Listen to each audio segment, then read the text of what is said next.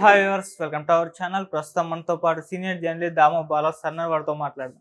నమస్కారం సార్. నమస్తే. సార్, చంద్రబాబు నాయుడు గారు కొత్తగా నియమింపబడిన మొత్తం మంత్రులందరికీ కూడా శాఖలు కేటాయించారంట కదా, మరి ఎవరెవరికి ఏ శాఖలు ఇచ్చారు? ముఖ్యంగా పవన్ కళ్యాణ్ గారి మీద ఎక్కువ దృష్టి ఉంది కాబట్టి ఆయనకి ఏ శాఖ ఇచ్చారు? యాక్చువల్గా చంద్రబాబు గారితో కలిసి 25 మంది ఉన్నారు. ఇంకొకరికి ఇవ్వచ్చు యాక్చువల్గా, బట్ ఒకటి పెండింగ్లో పెట్టారు. అది మోస్ట్లీ బీజేపీ వాళ్ళకి ఇచ్చే అవకాశం ఉంది. ఎందుకంటే బీజేపీ నుంచి ఒకరికే ఇచ్చారు, ఇటు జనసేన నుంచి ముగ్గురికి ఇచ్చారు. కాబట్టి ఒకటైతే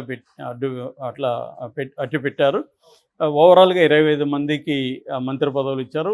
ఇప్పుడు ఆ మంత్రి పదవులకు సంబంధించిన శాఖల్ని కేటాయించారు. ఇందాకే రిలీజ్ చేశారు.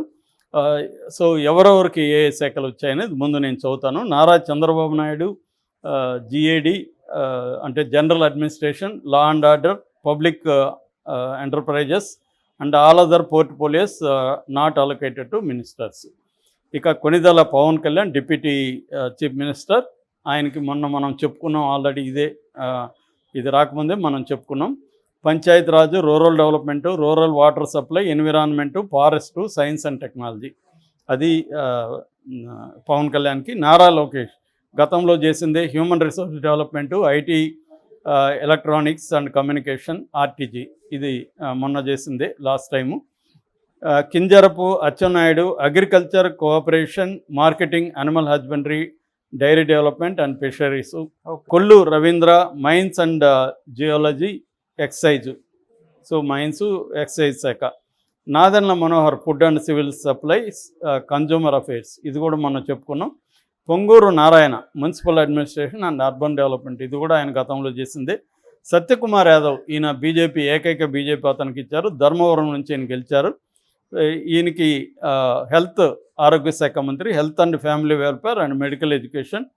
ఇక doctor Nimmala Ramanaidu water resource development. తర్వాత Nasyam Mohammed Farooq law and justice, minority welfare, Mohammed ఫరూక్కి. ఆనం రామనారాయణ రెడ్డి, ఈయన గతంలో వైసీపీలో ఉన్నాడు, మినిస్టర్గా ఉన్నాడు. ఈయనకి మళ్ళీ ఎండోమెంట్ శాఖ, దేవాదాయ శాఖ ఇచ్చారు. పయ్యావుల కేశవ్, ఈయనకి ఆర్థిక శాఖ ఇచ్చారు. Finance, planning and commercial taxes and legislative, so ఈయనకి ఆర్థిక శాఖ. బుగ్గన ఉన్న పదవి ఈయనకి వచ్చింది. Anagani Satyaprasad revenue and registration and stamps ఈయనకి ఇచ్చారు. కొలుసు పార్థసారథి, ఇతను ఒక లక్కీ ఫెలో, ఎందుకంటే గతంలో వైసీపీలో మంత్రిగా ఉన్నాడు, మళ్ళీ ఇక్కడ చేరాడు, ఇక్కడ కూడా మంత్రి వచ్చింది. హౌసింగ్ అండ్ పిఆర్ వచ్చింది, ఇన్ఫర్మేషన్ అండ్ ఇది. తర్వాత doctor Dola Bala Veeranjaneya Swamy social welfare, disabled and senior citizens welfare, Sachivalayam and village volunteer, ఈయనకి వచ్చింది. తర్వాత గొట్టిపాటి రవికుమార్ ఎనర్జీ, ఇంధన శాఖ. కందుల దుర్గేష్, ఈయనది కూడా మనం ముందే చెప్పుకున్నాం, tourism, culture and cinematography. So సినిమాటోగ్రఫీని తన కంట్రోల్లో పవన్ కళ్యాణ్ పెట్టుకున్నాడు, ఎందుకంటే సినిమా ఇండస్ట్రీ తన కంట్రోల్లో ఉంటే బెటర్ అని. రెండోది, ఆయన సినిమా ఇండస్ట్రీకి సంబంధించి సాధక బాధకాలు పవన్ కళ్యాణ్కి తెలుసు కాబట్టి తన దగ్గర ఉంటే బెటర్ అనేది ఆయన అనుకున్నారు. ఓకే, సో అది బాగానే ఉంది. కందుల దుర్గేష్కి ఇచ్చారు, Janasena. Gummadi Sandhyarani women and child welfare, tribal welfare. తర్వాత BC Janardhan Reddy roads, buildings and infrastructure and investments. TG Bharat industries and commerce, food processing. Savitha BC welfare, economically weaker sections welfare, handlooms and textiles. Vasamsetti Subhash labour, factories, boilers, insurance and medical services. తర్వాత Kondapalli Srinivas MSME, medium and small enterprises. SERP అంటే మన ఇప్పుడు పెన్షన్లు అవన్నీ దాని కిందకు వస్తుంది. అట్లాగే NRI empowerment and relations, ఎన్ఆర్ఐతో coordination కూడా ఈయనకే ఉంటుంది. Mandipalli Ramprasad Reddy transport, youth and sports. ఇది బేసిక్గా అంటే మనకి ప్రధానంగా పవన్ కళ్యాణ్కి ఏది ఇస్తారనేది గతంలో ఉన్నది, హోమ్ ఇస్తారని. దీంట్లో ఒకటి మిస్ అయినట్టున్నాను, Taneti Anitha Vangalapudi home affairs and disaster management. హోంశాఖ ఎవరికి అనుకుంటున్నారు, చివరికి మహిళకే ఇచ్చారు. గతంలో తానేటి వనిత అనింది, ఇప్పుడు వంగలపూడి వనితకి ఇచ్చారు. ఇద్దరు వనితలే, అంటే పేర్లు కూడా వనితలే, వాళ్ళు స్త్రీలు ప్లస్ వనితల పేర్లు. ఇది నాకు తెలిసి ఫస్ట్లో వైఎస్ఆర్ హోంశాఖని సబితా ఇంద్రారెడ్డికి ఇచ్చారు. అప్పటి నుంచి కూడా చాలామంది మహిళలకి ఇస్తూ వస్తున్నారు. మామూలుగా హోమ్ని మగవాళ్ళు అయితే స్ట్రాంగ్గా నడుపుతారని ఒక ఇది ఉంది. బట్ జనరల్గా రీజనల్ పార్టీస్లో ఎవరికి హోమ్ ఇచ్చినా ఫైనల్గా సీఎంఏ కంట్రోల్లో పెట్టుకుంటారు. కాకపోతే ఇక్కడ ఆమెకు హోమ్ ఇచ్చారు. ఆమె చిన్న వయస్కురాలు కూడా 36 ఎంతో ఆమెకి. సో ఆమె ఒక టీచర్ గతంలో. సో ఆమెకు పవర్ఫుల్గానే చేయగలరు. ఎందుకంటే ఆమె గతంలో కూడా రోజాతో అసెంబ్లీలో ఢీకొనడం, బయట కూడా ఆమె స్ట్రాంగ్గా నిలబడి మాట్లాడడం, తెలుగు మహిళా విభాగ అధ్యక్షురాల్లా కూడా చాలా స్ట్రాంగ్గా ఉన్నారు. సో ఆమె హైలీ ఎడ్యుకేటెడ్ కూడా, ఎంఈడీ చేసి టీచర్గా కూడా పనిచేశారు.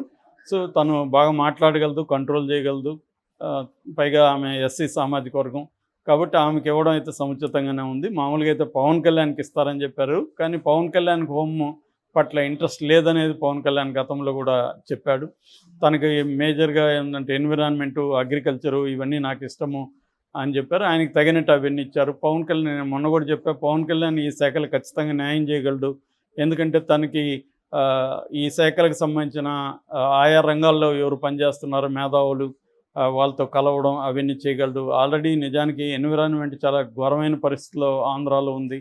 దీని మీద తల్లావుజుల పతంజలి శాస్త్రి లాంటి వాళ్ళు చాలామంది పనిచేస్తున్నారు ఎప్పటి నుంచో.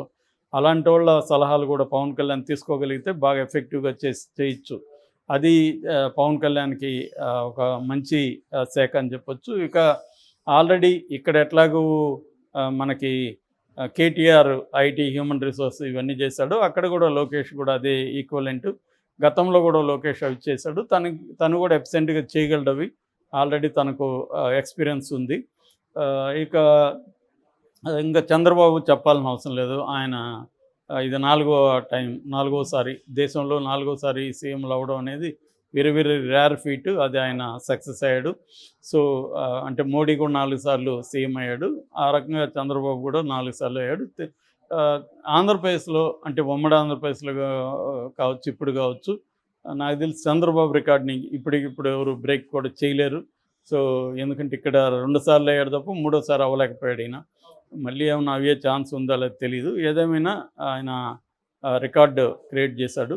సో మంత్రివర్గంలో గతంతో పోలిస్తే బీసీలు తగ్గారు, ఎస్సీలు తగ్గారని వైసీపీ కంపేర్ చేస్తూ పెడుతుంది. ఓవరాల్గా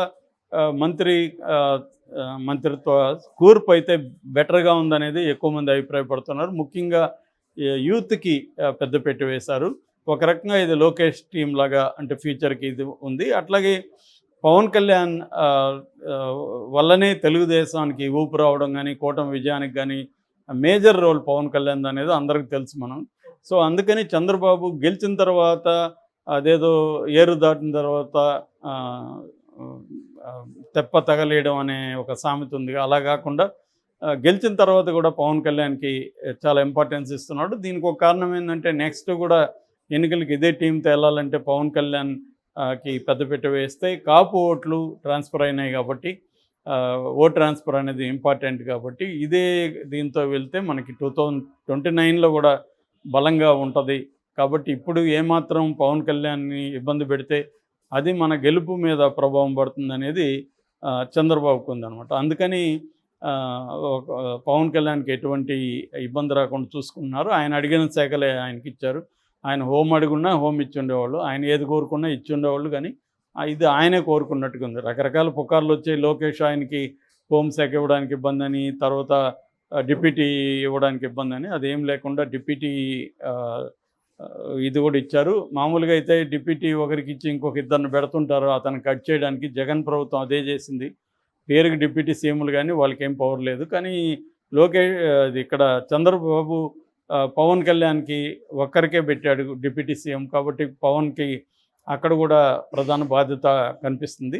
అంటే ఈ ప్రభుత్వంలో ముందుగానే పవన్ చెప్పాడు, మేము ప్రభుత్వంలో ఉంటాము, అట్ ద సేమ్ టైం ప్రతిపక్షంగా కూడా పనిచేస్తామని. టెక్నికల్గా సాధ్యం కాకపోవచ్చు కానీ పొలిటికల్గా సాధ్యం. ఎందుకంటే ఈ ప్రభుత్వం ఉమ్మడిగా కొన్ని హామీలు ఇచ్చారు, పవన్ కళ్యాణ్ సొంతంగా కొన్ని హామీలు ఇచ్చాడు. అవన్నీ నెరవేర్చాల్సిన బాధ్యత పవన్ కళ్యాణ్ మీద ఉంటుంది. ఈసారి చంద్రబాబుని మామూలుగా అయితే నమ్మే పరిస్థితి లేదు చాలా విషయాల్లో. కానీ పవన్ కళ్యాణ్ తోడవడం వల్ల పవన్ కళ్యాణ్ అది కూడా గుర్తించి ఈసారి నేను హామీ ఇస్తున్నాను, నేను బాధ్యత తీసుకుంటాను అని అనేకసార్లు ప్రతి చోట చెప్పాడు. దానికి తగినట్టే పవన్కి కూడా ఇప్పుడు పదవులు కూడా ఆ స్థాయిలో ఉన్నాయి. మరి ఏం జరుగుతుందనేది చూడాలి.